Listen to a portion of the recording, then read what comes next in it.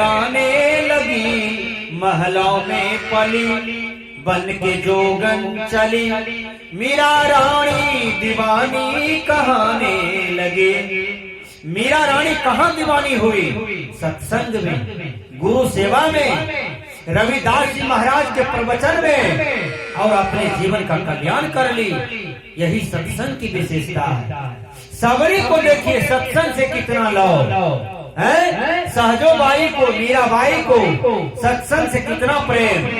भगवान राम भी गुरुकुल में सत्संग सुनते थे, कृष्ण भी सत्संग सुनते थे, महात्मा गांधी भी सत्संग सुनते थे, बाबा बिही भी सत्संग सुनते थे, सदगुरु कबीर भी अपनी पाठशाला में सत्संग करते थे, सुनते थे और सुनाते भी थे। तो सत्संग सुनने से ज्ञान होता है। सजनों, हमारे कहने का भाव है कि जब आप सत्संग करेंगे तो समझिए कि आपका जीवन का भाग जगह है। इसलिए आप सत्संग कर रहे हैं, करवा रहे हैं, सुन रहे हैं, सुना रहे हैं। वह सौभाग्यशाली मानव है। पूर्व जन्म के पाप से हरि चर्चा न सुहाए, जैसे जड़ की ताप से भूख की रुचि जाए। सत्संग में भीड़ होती है, बोलिए। यही दरवाजे पर यदि अभी छैला बिहारी का नाच रहता, देखते, बिन बोले ले, बिन दौल दे ले, बिन काट दे ले, धाए धाए लोग धान का बोझा फेंकता और कहता न आए, डांस देखेंगे, नाच देखेंगे। बोलिए। सत्संग होवे तब देखिए मन कितना गड़बड़ होता है। सत्संग में भीड़ नहीं होगा। भालू वाला के पास भीड़ होता है, भालू देखने के लिए, बंदर का नाच देखने के लिए भीड़ होती है, टीवी सिनेमा के पास भीड़ होती है। हमारे पूर्णिया चलिए, बहुत बड़ा सिनेमा घर है, 4 स्टार, वहाँ भीड़ होती है।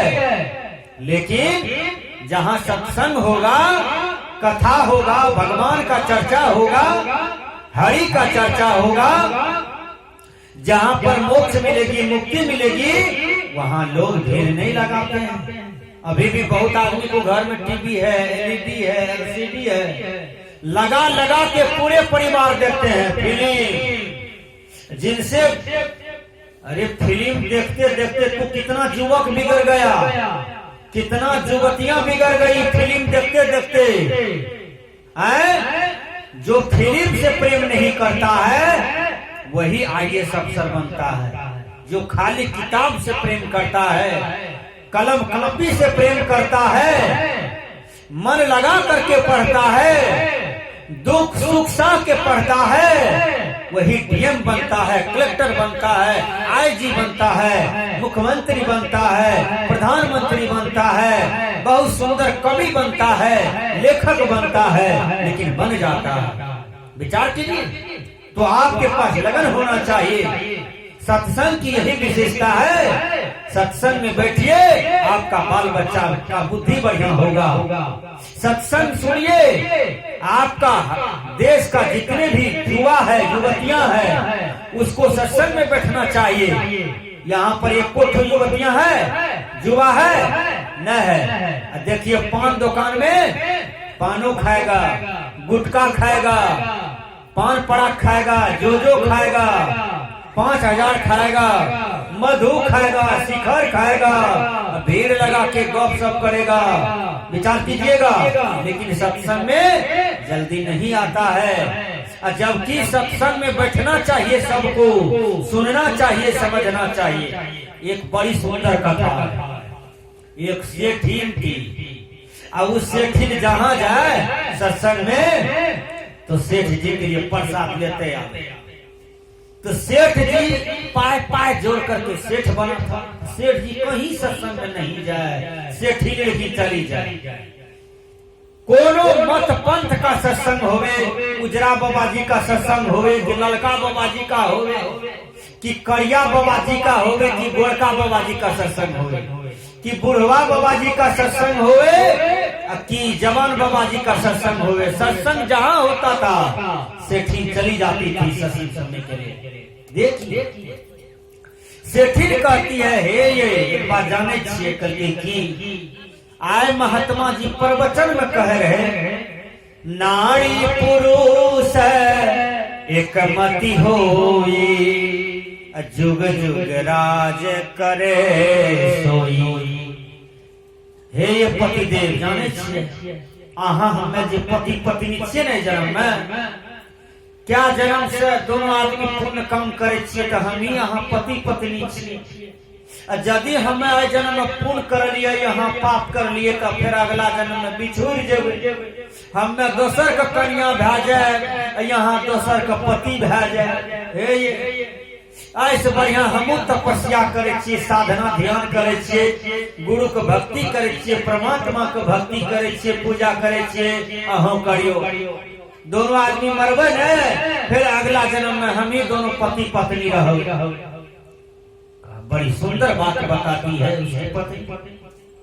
सेठ जी कहते हैं हमको रुपया जोड़ने से फुर्सत है, रोजे 3 लाख टका कमाते हैं, ब्याज है, छोड़ देंगे तो कलर हो जाएगा, नहीं जाएंगे सत्संग में। कल के पति देव चलिए सत्संग में, सत्संग का लोग दिया, कहा सत्संग कैसा होता है, सेठ कहते हैं कल के सत्संग मीठा होता है, सत्संग मीठा होता है, चलो चाय का दाम बढ़ जाए, चलो चलते हैं।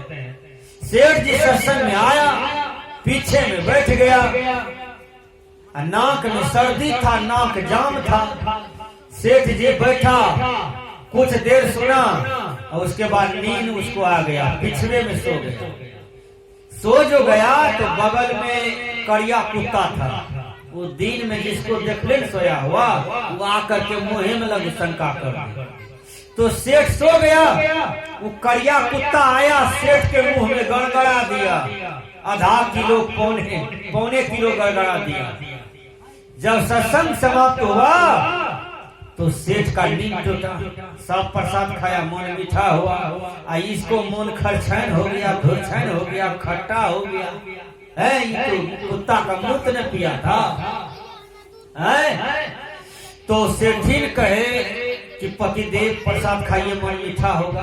प्रसाद थोड़ा खाया, मन मीठा कैसे हो, वो तो कुत्ता का मूत्र पिया था ना। विचार कीजिएगा सज्जनों, तब क्या हुआ अंत में, सेठ जी चले गए घर। पुनः दूसरे दिन सेठ बेचारी सत्संग में लाया सेठ को, फिर बेचारा पीछे में बैठ गया।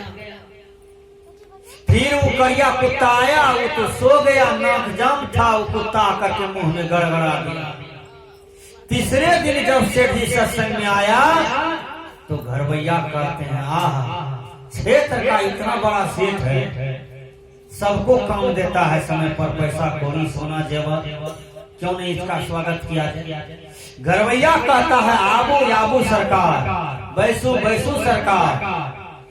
घरवैया कुर्सी दिया, कुर्सी पर बैठाए। जब चल दिया सेठ जी आधा घंटा के बाद, तो घरवैया कहता है, मर चल दिए सरकार। सेठ जी को 3 बात दिमाग में आ गया, आबू आबू सरकार, बैसू बैसू सरकार, मर चल दिए सरकार। ये 3 बात सेठ के दिमाग में फंस गया। सेठ जी घर गया तो यही 3 बात बोल रहा था, खाने बैठा तो यही 3 बात, लेटरिंग रूम में गया तो यही 3 बात, आबू आबू सरकार, बैसू बैसू सरकार, मर चल दिए सरकार। ये 3 बात उसको जच गया, छोड़बे नहीं करे 3 बात को। संजोग देखिए क्या हुआ, खा पी करके सोया, चोरवा सीन काटने लगा उसके घर में। 12 बजे सेठ का नींद टूटा। सेठ कहता है, आबू आबू सरकार। चोरवा कहता है, अरे वाह सेठ जी तो मुलायम से बोलता है, कहता है आबू आबू सरकार। कहीं बुला लेगा, दई उखड़ी दई समाज कहीं कपार पर दिया, तब तो खत्म हो जाए। कहा आबू आबू सरकार। सब चोरवा कहा, बैठो रकम से, मुलायम होके बोलता है, अभी मारेगा ठोक पकड़ के। बैठ गया सब चोरवा। फिर सेठ जी कहते हैं, बैसू बैसू सरकार। सब चोरवा भागने लगा। सेठ जी कहते हैं, मर चल दिए सरकार। सब चोरवा घर चला गया, चोरी तो नहीं सोते। सब चोरवा अपनी अपनी पत्नी को भेज दिया, आया क्षमा मांगा सेठ जी से। सेठ कहते हैं, कि एक दिन जब सत्संग में गए तो घरवैया की बात 3 ठो माने तो इतना फायदा हुआ। यदि संत महात्मा का बात मानते तो कितना फायदा होगा। उस दिन से सेठ जी को सत्संग से प्रेम हो गया और सत्संग में लगन पूर्वक सत्संग करने लगा, करवाने लगा और जितना संपत्ति कमाया था उसको 10वां अंश आध्यात्मिक सत्संग संत गुरुजन को दान पुण्य में भी लगाने लगा। उसका जीवन बदल गया। तो सत्संग में आपका जीवन बदलेगा, इसलिए सत्संग से प्रेम होना चाहिए।